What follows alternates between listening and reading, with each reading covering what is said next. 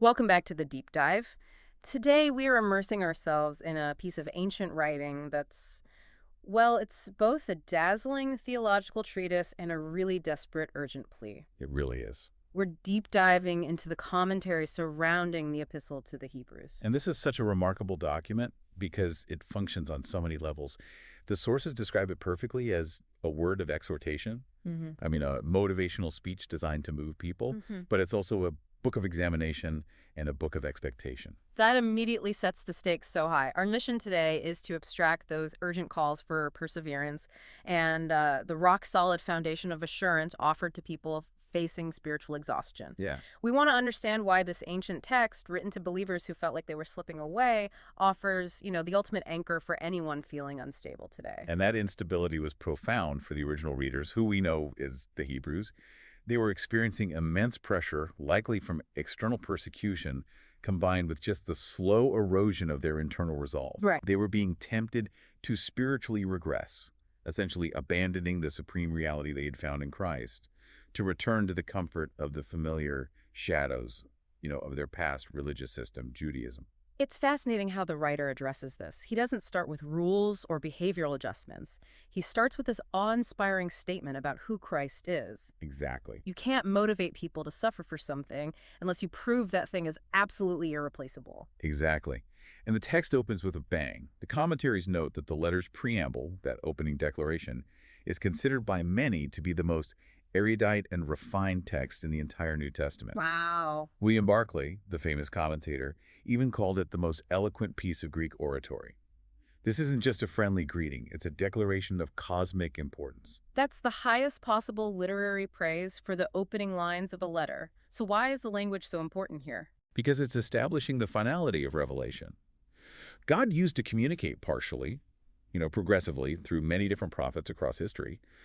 But now, the statement goes, he has spoken completely and finally through the Son. It's the ultimate crescendo. It is. The New Testament is presented not just as the next chapter, but as the full and complete consummation of everything that came before. If God has fully revealed himself in the Son, there is literally no more revelation to come. Everything that was just hinted at in the Old Testament is now realized. It's all there. And Christ isn't just the messenger. He is the message. This brings us to that specific Greek term the writer uses, which really unlocks the nature of Christ's divinity. It's apogasma. Apogasma. Yes, it means the resplendence of God's glory. If you try to translate it literally, it's something like the irradiation of light that flows from a luminous body. Think of the sun. Okay, so Christ isn't the moon, which would be just reflecting the sun's light back to us. No, not at all. He is the light emanating directly from the source itself. So he's not a lesser being or subordinate. Right? He radiates the light of God, fully possessing the same substance and the same attributes of God himself. He is the visible, external majesty of the unseen God's presence. This profound assertion immediately raises the stakes for the original readers, because if that's true, then turning back to the old system is just catastrophic. It is. And the writer knew his audience's greatest historical loyalty was to Moses. Which sets up this really powerful contrast. Why was it so tempting to return to Moses, and how does the letter just dismantle that temptation? Well, Moses was the iconic liberator, the lawgiver, the very foundation of their identity. He was indisputably great. The letter doesn't disrespect Moses, but it places him correctly in the structure. Okay. Moses was a faithful servant in God's house. Jesus is the son and, crucially, A builder. the builder of that house, yes. I see. So Moses' role was transitional. He testified to the shadows, the promises that would come. Jesus, however, made those things a reality, the consummation. Exactly. It's like being tempted to leave the perfected, finished mansion to go back and leave in the blueprints in the construction site. The logic is unassailable. If God has given you the final, complete, and superior reality, why would you settle for the introductory work? And this overwhelming revelation of Christ's superiority leads inevitably to the warning section of the letter. If this salvation is so great, what is the actual consequence for just ignoring it? Not, actively fighting it, but simply neglecting it. The author asks what our sources call an irresponsible question. How shall we escape if we neglect so great a salvation? And the implied answer is, well, you won't.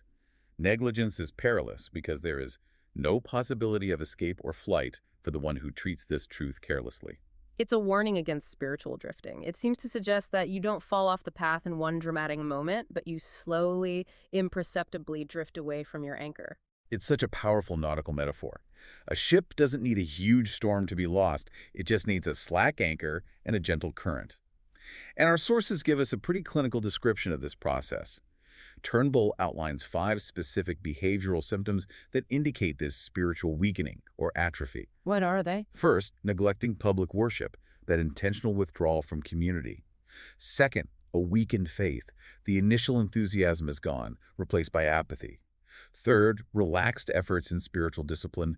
Fourth, listening to strange or new doctrines. And fifth, a false sense of independence from spiritual guides. Those 5 points describe a kind of spiritual malaise that is just so common. I mean, take the first one, neglecting public worship. That isn't always outright denial. It's just prioritizing convenience or maybe just weariness. And that's the danger.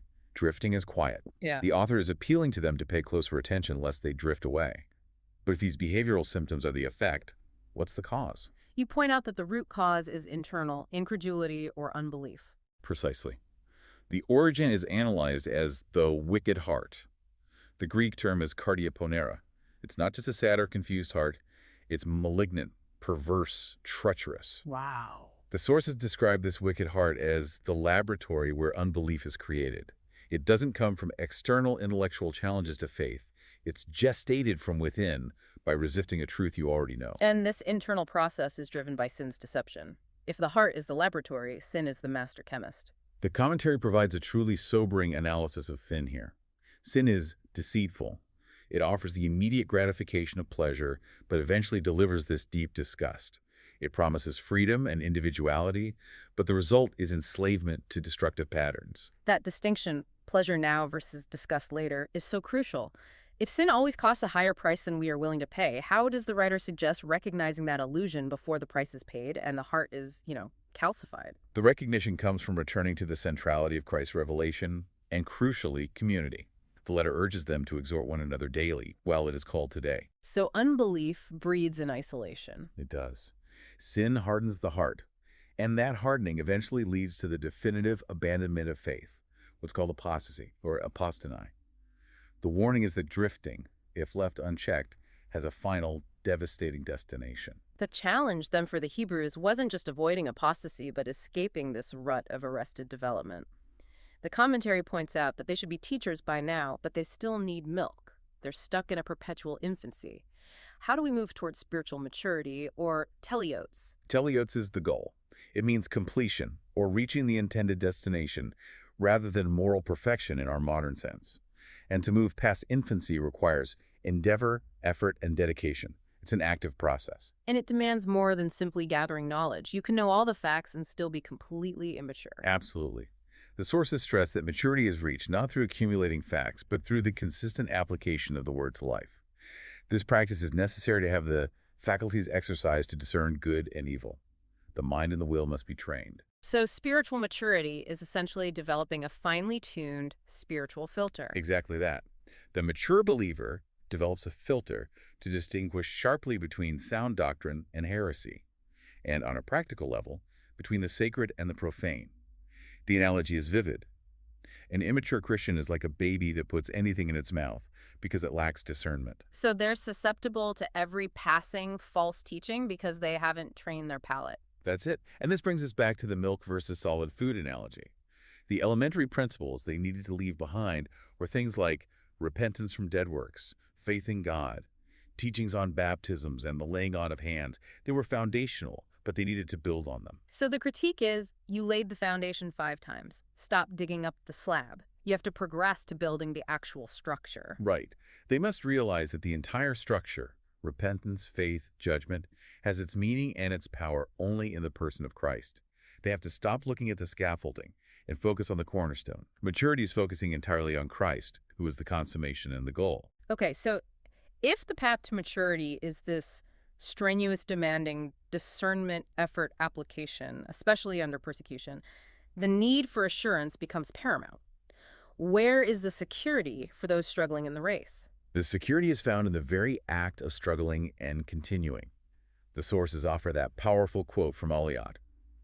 The only sure sign of being truly Christian is perseverance, continuing in the faith until the very end. So if someone professes faith and then permanently abandons it, the letter suggests their profession was never authentic in the first place. That's the argument. And the writer transitions beautifully to the image of the race in chapter 12. We are surrounded by this vast cloud of witnesses, the heroes of faith from the preceding chapter, who ran their own races. They are testifying to us, shouting encouragement from the stands. And if we're going to run effectively, we have to actively cast off two major hindrances. That's right. First, every weight. The Greek word is ogkron. This refers to excess baggage, things that aren't necessarily sinful but are spiritually cumbersome. The unnecessary burdens. The worldly fascinations that just clog up your effort. Things like the pursuit of excessive wealth, the constant need for approval, or fleeting pleasures that absorb time and energy. Exactly, that's the weight. And the second thing we must lay aside is the sin that easily besets, the specific, persistent malignancy that wraps itself around us like a clinging garment and trips us up repeatedly. So we have to identify both the unnecessary baggage and the outright destructive sin. We do. And once we've done that purification, we must run with perseverance, keeping our gaze fixed on the ultimate model. We must look to Jesus. He's the founder and the finisher of our faith. He's the one who endured the cross, disregarding the shame, because he kept the ultimate prize, the joy of saving us in view. He ran the ultimate race, and he did so for our sake. This focus provides the lead-in to one of the most comforting images in the entire letter, the anchor of the soul. This image grounds our hope not in our own effort, which is inherently shaky, but in the immutable character of God. Our hope is secured by two immutable things, God's promise and God's oath. Because God cannot lie and God has sworn an oath, our hope is an absolute guarantee. And what makes this analogy so unique is where the anchor is placed. A normal anchor secures a ship to the solid seabed, but this spiritual anchor is secured above. That's the extraordinary twist. Our security is not based on the stability of this world or even the depths of our own commitment. The anchor is secured in the heights of heaven, penetrating beyond the veil, into the sanctuary where Christ, our precursor, is already seated. So because our hope is tethered to Christ in heaven, the storms raging down here can't cause the ship to break loose. It offers unshakable protection. This kind of security, rooted in God's immutable character and Christ's high priestly work, must manifest in immediate, tangible ways here on earth. The final chapter of Hebrews zooms right in on ethics, showing us what a life anchored in heaven looks like practically. Sound doctrine has to lead to a transformed life.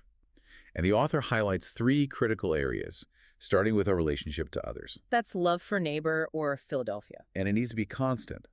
But the author immediately gives practical examples of what this Philadelphia looks like. It demands active kindness, particularly hospitality or philoxenia, literally love for the stranger. Right. And in the context of persecution, believers were often refugees or travelers, so hospitality was a life-saving necessity. It was. And this practical love extends to those in suffering, remembering the imprisoned and the ill, actively suffering with them as if we were chained or suffering ourselves. It's an appeal to empathy that demands action, not just a sympathetic thought. The second area focuses on the intimate sphere of the family. Marriage and purity. Marriage is to be held in honor by all, defined by loyalty and purity. The sources emphasize that the marital bond must be characterized by fidelity, as God will surely judge the impure and adulterous. It's a call to view the relationship with the utmost sanctity. And finally, the perennial battle, money and possessions. Contentment and money. The author commands the readers to be free from avarice. In the Greek, this is philurgeria, the love of silver. The antidote to this is profound contentment, which is based on the absolute certainty of God's personal, permanent care. The confidence is rooted in that ultimate promise. I will never leave you, never abandon you. Precisely. This radical confidence allows the believer to lose material goods, as the Hebrews had previously experienced, without losing their internal joy or security. When your anchor is in heaven, losing earthly treasures doesn't destroy you. You can confidently say, "The Lord is my helper, I will not fear." This entire practical ethic is motivated by that breathtaking contrast we mentioned earlier. We have moved from the terrifying mountain to the welcoming reality of Mount Zion. That shift is everything. Right. We are not approaching the terrifying, smoke-filled mountain of Sinai governed by judgment, where the people beg for the voice to stop speaking. We have access to the heavenly Jerusalem, to Mount Zion. We've received an unshakable kingdom. And therefore, we are given the grace to serve God with reverence and awe, motivated by gratitude rather than terror. That's it. The Christian life, viewed through this lens, is a relentless forward movement toward that unshakable reality, abandoning all temptation to revert to the preparatory shadows that Christ has fully and finally fulfilled. And that forward movement is often painful, which is why the sources revisit the concept of discipline. Yes, in chapter 12, suffering and trials are never signs of God's abandonment or punishment. They are paternal correction, applied with love, to help us achieve maturity and to participate in His holiness. God never wastes the struggles in the lives of His children. That's a fundamentally different way to frame hardship, not as a barrier to joy, but as preparation for the goal. It suggests that every trial is engineered for our profit. Which brings us back to the race and the destination. The discipline ensures we receive that unshakable kingdom. Considering the analogy of the Christian life as a race where every weight and temptation serves to test and strengthen our perseverance, I want to leave you with this provocative thought. The sources define weight as the unnecessary baggage of worldly fascination. What specific weight are you determined to identify and cast off this week to ensure you run the next segment of your race with diligence? Think about that unnecessary baggage. Thanks for joining us for this deep dive.